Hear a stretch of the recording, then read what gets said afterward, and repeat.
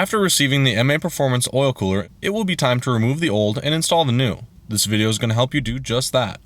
This oil cooler holds 0.5 more quarts than stock. It is longer, thicker, and slightly wider than the OEM piece, and comes with all fittings and stainless steel oil lines needed for the install. First thing you want to do is lay out all the pieces to ensure everything is in order. Once everything is laid out, you can start to assemble your new oil cooler. Open the bag of bolts, washers, and nuts included.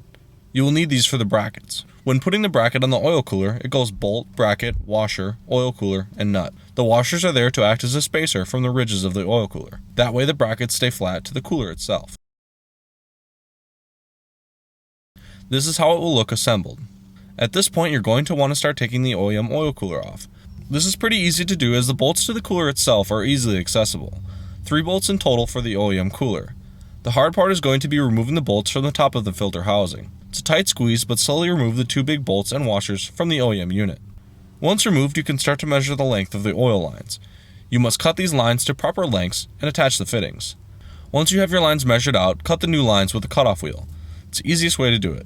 Tape the section you're going to cut with electrical tape in order to prevent fraying. Once cut, blow the lines out with some compressed air to ensure that they are clean from debris. Assembling the lines isn't hard. With the lines cut, unscrew the oil fitting and insert the oil line into the ribbed fitting. Press it all the way in until the line reaches the threads. You'll know when to stop since the line won't go in any further. Now you can start to thread the other end of the fitting in. It's going to be very tight. Just keep on threading until it is bottomed out. There are a total of 4 fittings for the stainless steel oil lines. 3 of them are J fittings. 2 of the J fittings will be to the oil cooler. 1 J fitting will be for the passenger side oil filter housing. The straight fitting will be for the driver's side oil filter housing. Driver's side fitting on the oil filter housing is the feed line. The passenger side is the return line. You can now mount the 4 receiving fittings. The 2 smaller ones go on top of the oil filter housing. The 2 larger ones are meant to be for the oil cooler. It's a good idea to oil the rubber gaskets a little bit so they don't kink or bunch up when tightening down. Moving on to mounting the new oil cooler. Unbolt the OEM mounting bracket that is attached to the frame of the car. This will be replaced with the new MAP mounting bracket. 2 bolts to hold it on. You will reuse the OEM bolts here. When you mount the new bracket to the chassis, it will bend a little bit. The OEM bracket has a bend in it to form with the chassis, and the MAP bracket is not bent, so when you bolt it to the chassis, it will bend a little into shape.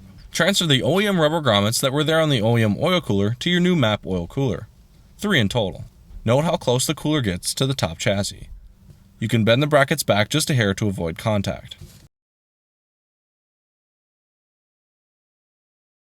Now that everything is mounted and tightened up, you can mount the OEM air guide to the brackets. Start the car up and check for leaks. Make sure you zip tie the lines out of the way.